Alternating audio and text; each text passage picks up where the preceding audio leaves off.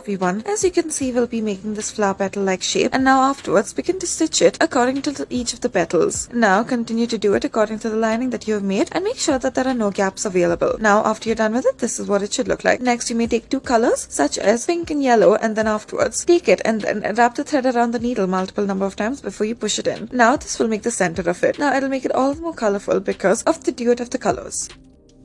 Next, as you can see, we have drawn about 5 lines, and then we have taken this purple color and then we are making these V shapes. In order to do this, we'll move diagonally and then afterwards pull the thread from the other side as well. Now we have made this horizontal line. We brought it down using another stitch at the bottom. Continue to do this and then continue to make these lines out of it until you reach the bottom. Now once you have gone and done this, then afterwards go back down and then tie a knot to it.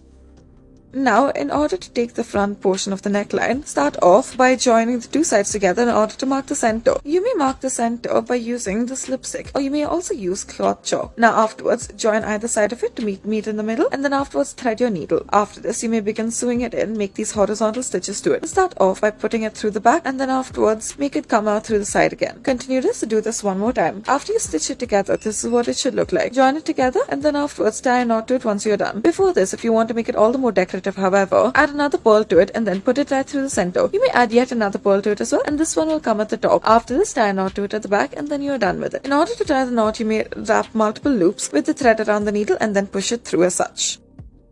Next, in order to adjust the sleeve, start off by folding it inside, then thread your needle and then begin to sew it in. Now in order to sew it in, we'll first put it in from the back. Now after this will make the knot come in the back as well. Push it underneath it and then push it back out, loop the thread around it and then pull it through. Do the same as you continue with it as well. Continue to make the loops, that is, pull it through the loop and then push it underneath, back out, wrap the thread around it and then continue an entire circle with this. Now if you go backwards with this kind of stitching and if you pull it through, then in this case all of it will not be seen and it will become invisible as such. Pull it through and then this is what it should look like. Pull it tight in order to make it all invisible as such. Continue to do this and then adjust it as need be. After you're done with it, tie a knot to it to make it stay in its place and then afterwards push this loop around it as well. This will help it stay in its place.